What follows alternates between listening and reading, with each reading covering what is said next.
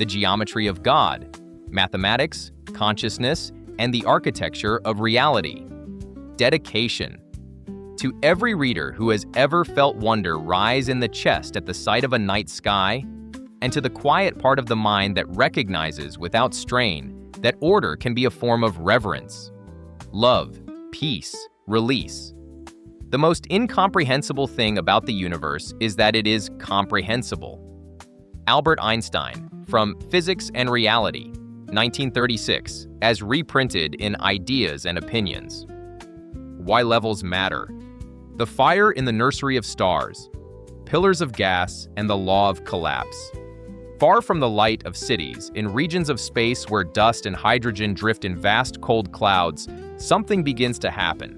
A region that is only slightly denser than its surroundings exerts a slightly stronger pull. Gravity, the quiet curvature of space-time caused by mass, gathers what is nearby.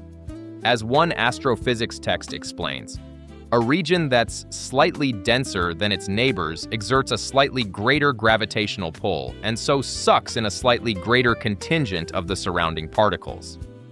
What begins as a small difference grows. Matter falls inward. The cloud contracts. A gravitationally driven snowball effect yields larger and larger clumps of matter.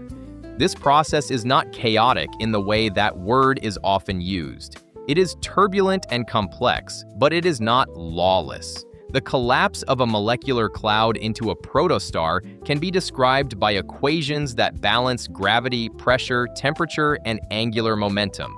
Gravity pulls inward. Thermal pressure pushes outward. If the inward pull dominates, contraction continues. If outward pressure grows strong enough, the collapse slows. These interactions are governed by well-tested laws. Newton's law of gravitation in classical form, and more precisely, Einstein's description of gravity as curvature in general relativity. The inverse square law is one of the simplest expressions of this order. It states that the force between two masses decreases with the square of the distance between them. Double the distance, and the force falls to 1/4. This geometric rule is not a suggestion. It is a strict relationship embedded in the structure of three-dimensional space. Physicists have shown that if space had a different number of large-scale dimensions, this relationship would change. In a four-dimensional space, the gravitational force would follow an inverse cube law, and stable planetary orbits as we know them would not exist. The quiet geometry of three dimensions makes stable systems possible. As collapse continues, the center of the forming star grows denser and hotter. At first, the energy released is gravitational. Particles fall inward, and their motion generates heat. But eventually, if the mass is sufficient, something more dramatic occurs. As one account puts it, the gravitational snowballing yields particle agglomerations so massive, so compressed, and so hot that they ignite nuclear processes, giving birth to stars. When the temperature and pressure in the core become high enough, hydrogen nuclei begin to fuse. This is the birth of starlight. But it is not magic. It is mathematics embodied in plasma. The equations of fire. Hydrogen fusion in a star's core proceeds through well-understood chains of nuclear reactions. In the most common pathway, known as the proton-proton chain, hydrogen nuclei combine to form helium, releasing energy in the form of gamma rays and neutrinos. The conditions required for this process can be written as equations relating temperature, density, and reaction rates. Nuclear fusion is not spontaneous chaos. It ignites only when precise thresholds are crossed. In these stellar nurseries, one astrophysical description notes, gravitational pressure eventually ignites nuclear fusion, which merges the cores of light nuclei to increasingly heavier ones. The outward pressure generated by the energy of fusion balances the inward pull of gravity. Nuclear fusion generates copious quantities of energy manifested as rapidly moving particles. And it is such rapid thermal motion that generates an outward pressure capable of balancing the inward force of gravity. When these forces reach equilibrium, contraction halts. Nuclear fusion in the core thus halts the contraction. The result is a concentrated, stable, and sustained source of heat and light. A star is born. This balance is delicate. If the strong nuclear force, the interaction that binds protons and neutrons in atomic nuclei, were slightly weaker, hydrogen would not fuse efficiently. If it were much stronger, stars would burn too quickly or form differently structured elements. These are not speculative claims of cosmic perfection. They are consequences of equations that govern particle interactions. Even the light that leaves the star carries the imprint of mathematics. When atoms in a star's atmosphere absorb or emit light, they do so at specific wavelengths determined by the energy levels of electrons in atoms. These wavelengths form spectral lines, which appear as precise dark or bright bands in a spectrum. The positions of these lines can be calculated from quantum mechanics.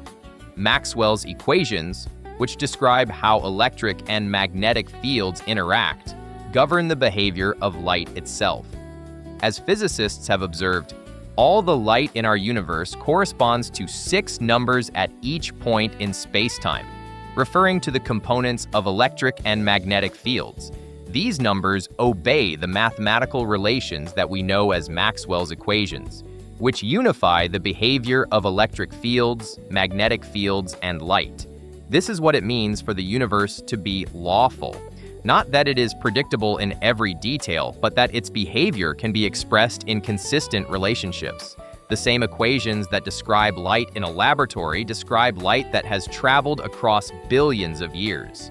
The same quantum rules that govern an atom on Earth govern the atoms in a star whose light left before the Earth formed. Philosopher of physics Tim Maudlin has remarked that mathematics will describe how clumps of dust aggregate and get hot enough that nuclear fusion starts to make energy and elements and so on. All of this is just mathematics. The word just is not dismissive here. It is astonishing.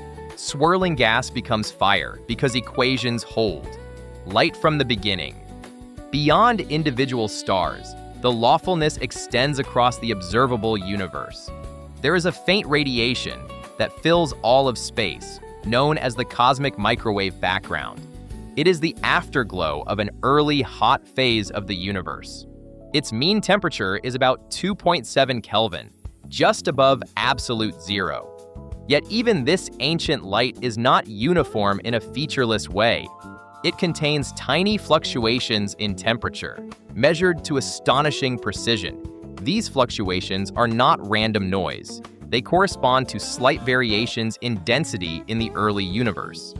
As cosmologists explain, the fluctuations in the CMB temperature encode fluctuations in the hot soup, which is what seeded galaxies. Regions that were slightly denser became the gravitational wells into which matter later fell, forming stars and galaxies. The patterns in this background radiation can be analyzed mathematically. Their statistical properties match predictions from cosmological models based on general relativity and quantum field theory. The background radiation trembles like the surface of the sea after a big storm, yet its tremors follow quantifiable distributions. Observations show that deviations from particular spatial uniformity get proportionally smaller the farther away we look. The large-scale structure of the cosmos displays a striking regularity. On the grandest scales, the universe appears homogeneous and isotropic, meaning roughly the same in all directions. These terms are technical, but they describe a simple idea. The universe is not lopsided. The expansion of the universe itself follows mathematical laws. The rate of expansion is described by equations derived from Einstein's field equations. The bending of light around massive objects, the motion of galaxies, the behavior of black holes, these too can be expressed through consistent mathematical relationships. The cosmos does not merely contain matter, it expresses structure. One might object that this is simply what it means to do science. We describe patterns with mathematics. But the deeper point is not that we use mathematics to model reality. It is that reality conforms to mathematics in the first place. The equations are not imposed by us onto chaos. They are discovered within what is. The question beneath the equations. At this point, a quiet pivot occurs. The description of stars, fusion, spectral lines, and cosmic background radiation is not controversial. It is textbook physics. Yet beneath these descriptions lies a question that is less often asked. Why does any of this obey mathematics at all? The physicist Eugene Wigner famously described the unreasonable effectiveness of mathematics in the natural sciences. He was not denying that mathematics works. He was marveling at the fact that it works so well. Abstract mathematical structures developed in the mind without regard to physical application often turn out to describe physical reality with extraordinary precision. The equations of quantum mechanics, the geometry of general relativity, the symmetries underlying particle physics, these are not vague approximations. They yield predictions that match experiment to many decimal places. This effectiveness borders on the mysterious.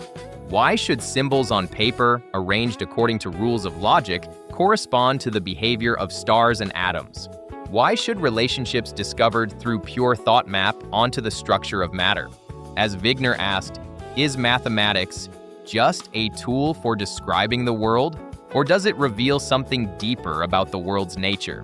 There are cautious responses to this question. Some argue that mathematics is effective because we shape it to fit what we observe.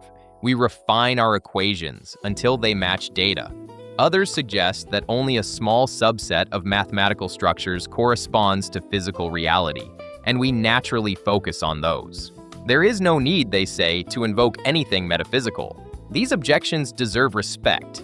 It would be premature to leap from mathematical success to grand conclusions. Yet the puzzle remains. The same inverse square law that governs falling apples governs orbiting planets. The same Maxwell equations that describe circuits describe the light from distant galaxies.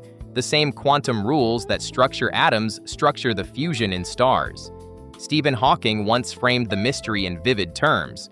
What breathes fire into the equations to make the universe? The question is not whether equations describe the universe. They clearly do. The question is why the universe is describable in the language of mathematics at all. To ask this is not to insert a deity into a gap in knowledge. It is to stand still for a moment before the fact that the universe is intelligible.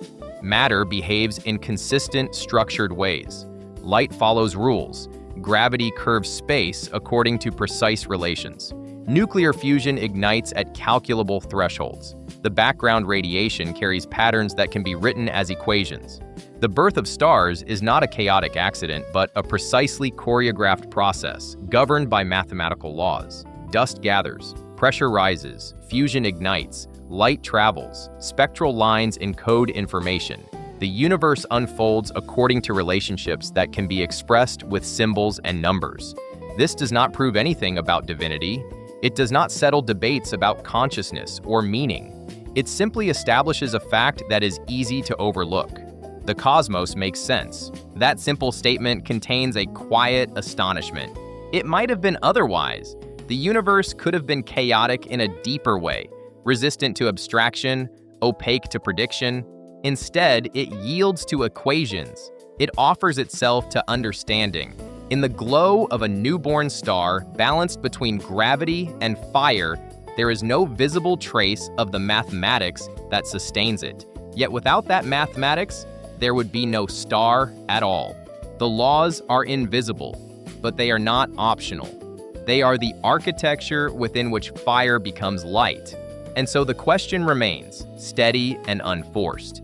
If the universe is written in the language of mathematics, what does that suggest about the nature of reality itself?